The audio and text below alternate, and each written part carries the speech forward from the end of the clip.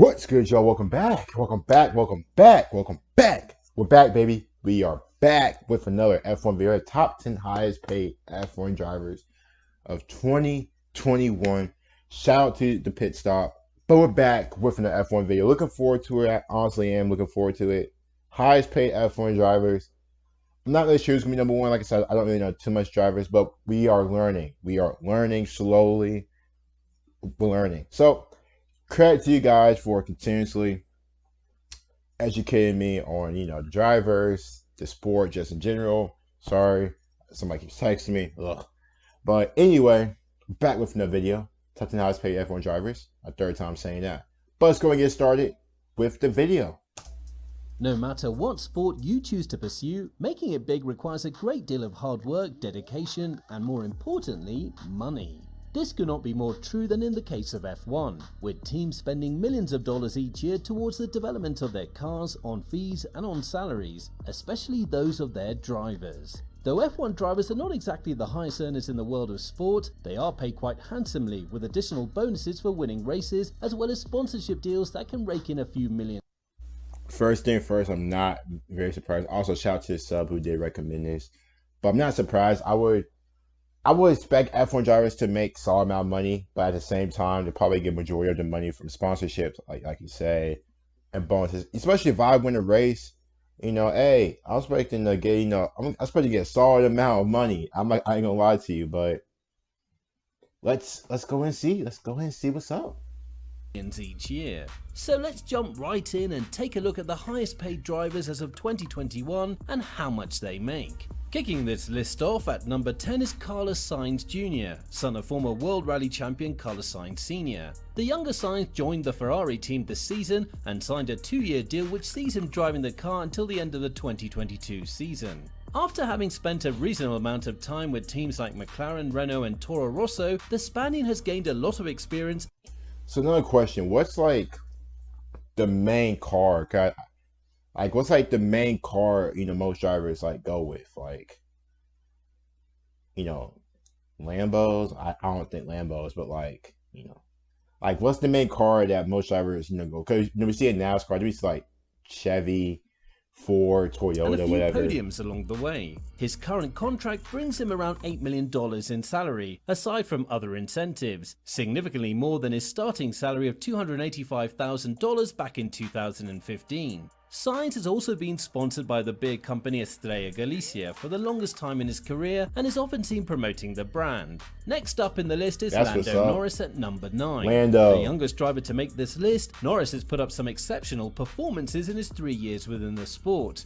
He does look young. He's about 18, 19, 20 years old. Having narrowly missed out on his maiden race win at Sochi this year. The team at McLaren, though, are confident that he is the future of the team and that he may someday bring in a world championship title. The 21-year-old driver has taken on a multi-year deal with McLaren. So he's 21, not bad, not bad. 2023. His earnings include a $3 million salary, along with bonuses of $6 million for his podium finishes, bringing his total to an estimated $9 million.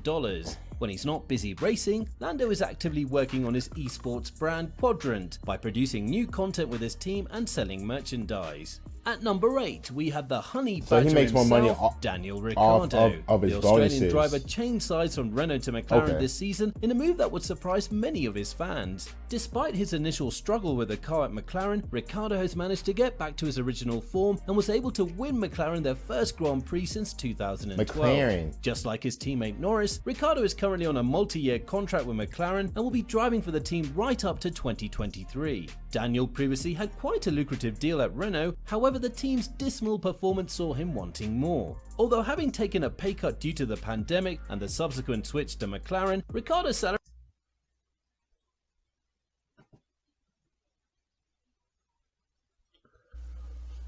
Australian, my Australian, good eye, mate. F1 driver Daniel takes a massive 24.8 million pay cut to move from Renault to McLaren as company lays off. Damn, Fuck COVID, man. Switch to McLaren, Ricciardo's salary is a whopping $10 million as the #1 driver for the team at the moment. Ricciardo also has the opportunity to earn anywhere between $460,000 for each championship point to $1.5 million for each race that he wins. Hey. Moving on to the next driver, that is Valtteri Bottas at number 7. The Mercedes driver has had a rough season scrambling to keep up with his fellow driver Lewis Hamilton. After finishing the last 2 seasons as a runner-up in the drivers' standings, Bottas has undoubtedly been a big part of Mercedes winning the Constructors' Championship. But rumours surrounding his future at the team have made Bottas consider his options, leading to him signing up with Alfa Romeo. His transfer is partly to do with the fact that he will now be the lead driver at Alfa Romeo and has a secure future in F1 at least for the next 3 years, unlike his 1-year contract. So he wasn't doing that good. I'm sorry, I do keep pausing, but so he wasn't doing good with, I guess, with Lewis Hamilton. I just forgot what team he was on. McLaren, I think.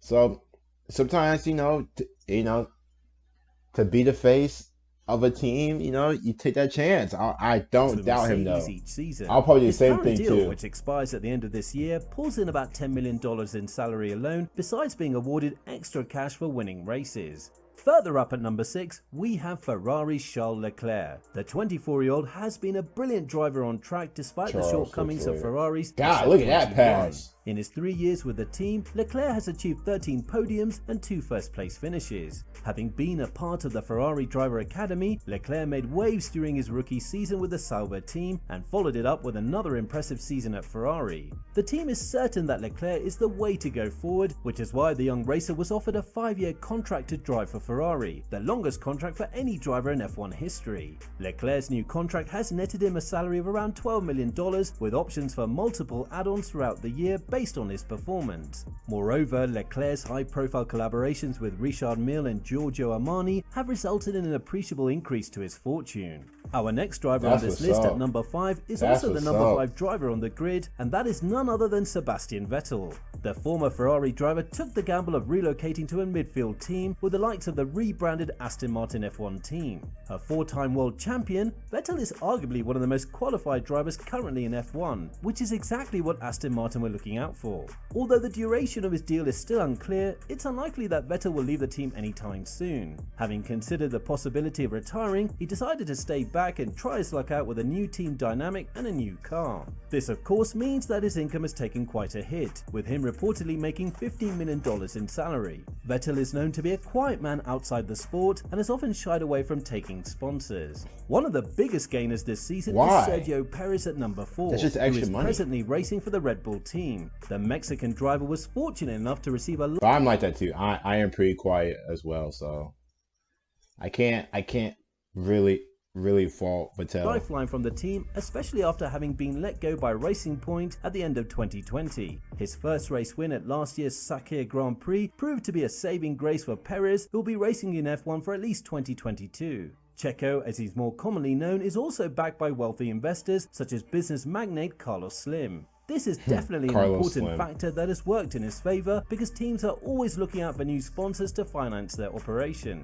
It's estimated that Perez's salary is about $5 million, while also earning a bonus that is projected to be about $13 million. Oh, I'm about to Currently say. on number 3 is 2-time I'm world like, champion you ain't making that much salary-wise compared to everybody else. IndyCar to Formula 1 after a 2-year absence, the Spanish driver is a welcome addition to this list. Even though he's one of the oldest drivers on track, Alonso is still as skillful and fast as he was in his heyday, which made him an appealing prospect for Alpine, who are looking to turn over a new leaf this season. Alonso's impressive feats in the World Endurance Championship and the 24 Hours of Le Mans have made him a hot property in the drivers' market. His deal with Alpine is slated to bring him a salary of nearly $25 million, with an option to extend his contract for another year, which Alonso opted for. Alonso's defense against Hamilton at this year's Hungarian GP allowed Alpine to claim their first win this season and is a good reason for the team to have him around. And at number 2 is championship contender Max Verstappen. A veteran of the Red Bull team, Max is in the prime of his career with his sights set on winning the title at last.